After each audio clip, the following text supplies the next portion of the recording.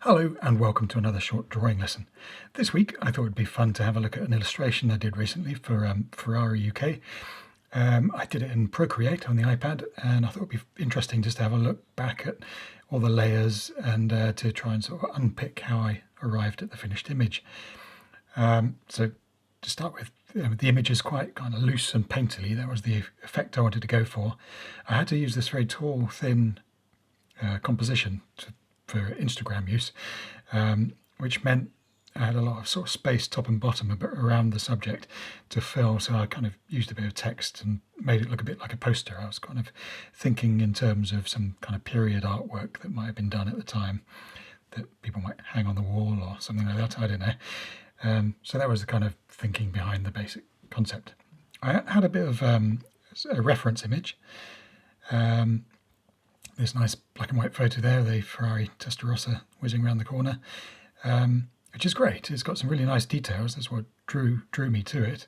I like the banners. I could see how they were going to fill up the sky and things, make that more interesting.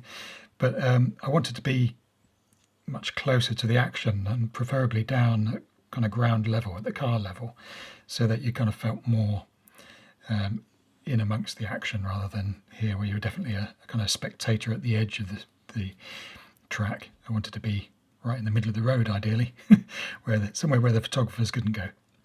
So that was my sort of reference. So the first thing I did, if I can open up all the layers, is a rough sketch. Let's see if I can find it. It's still here somewhere. So here, if you can see it, is a very rough kind of sketch. I may well have drawn the car on one layer and the background on another to start with, maybe the banner on another, just so that I could look at the composition, the frame, and slide things up and down and round and rotate them, and to work out how much the car should tilt and all that kind of stuff. It's much easier if they're separate objects, and then you can just play around with them as if they were cut out pieces of paper. So you don't want to spend too long on the rough because, well, it's rough and you might completely change your mind and draw it from a different viewpoint altogether. So it's just, you want to get to where you're going as quickly as you can. So if I'd spent ages doing a really detailed car drawing and then realised, it would have been better if I'd been slightly to the left or slightly higher, then there'd be a lot of time wasted. So yeah, to keep it very simple to start with. Next, I plonked in some colours. And again, just like with the rough sketch, you want to be very rough. It's just, there's an infinite number of colours, isn't there? So you can play around with colour until the cows come home. So you may as well plonk something in quickly, because chances are the first ones you stick in aren't going to be quite right or might need completely redoing. So just like with the sketch, just get there quick, play around with it, ditch it if you need to, or carry on if it looks like it's working. So I like these kind of warm sunset colours. Obviously the picture I was working with was black and white, so I just had to invent what time of day it was and all that kind of stuff. But I like the idea of it being sort of hot and dusty kind of atmosphere. And I didn't want to put too much detail in the background. I wanted to keep it painterly rather than draw every brick and every member of the public in the background. So it was just, an impression. So once I got that to a point where I was sort of happy, I sort of just tidied things up a little bit because it was just too loose, and I just want to just bring it in a little bit and just start to define what things are going to stay where. So that was the background being just tidied up a little bit.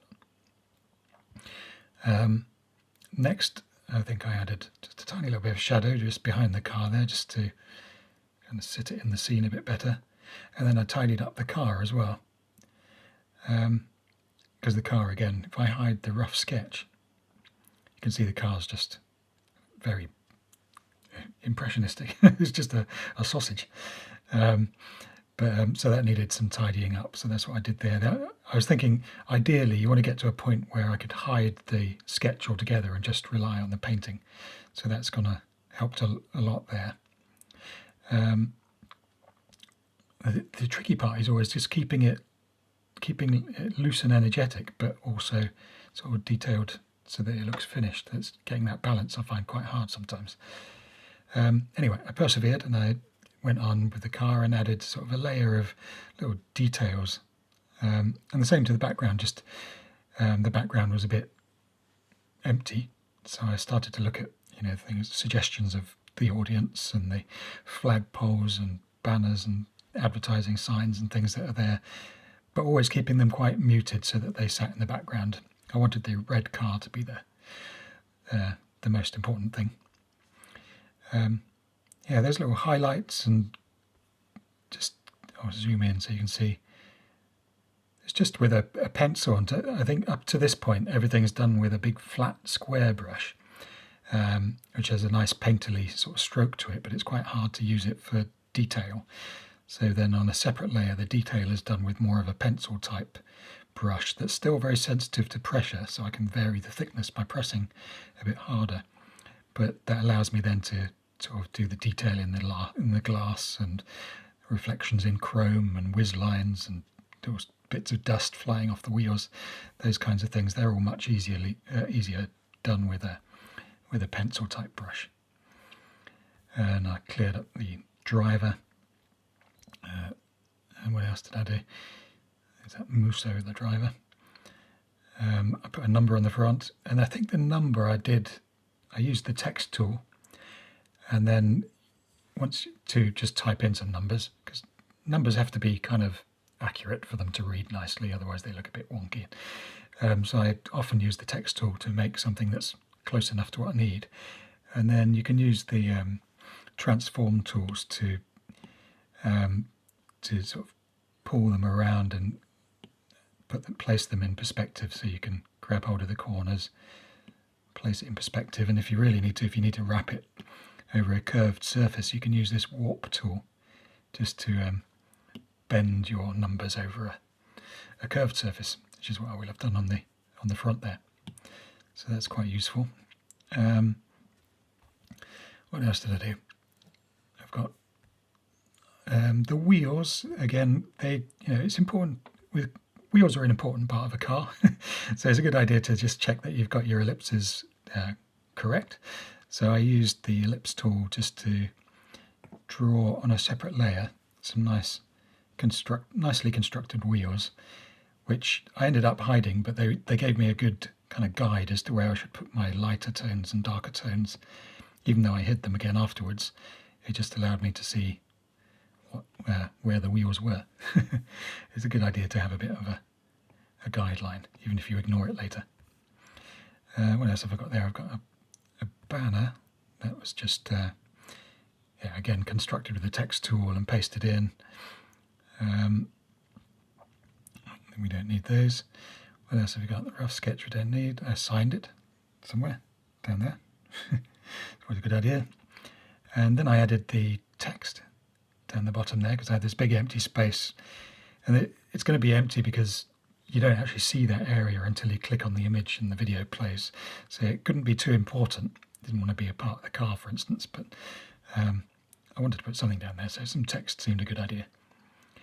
And lastly, I added some texture, and this is just if I bring it up to full power and normal mode, it's just a piece of card that I scanned in.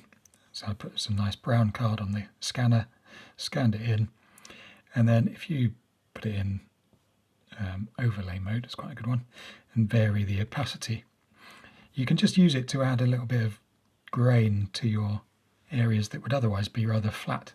When you paint digitally, things can be very clean and clinical looking.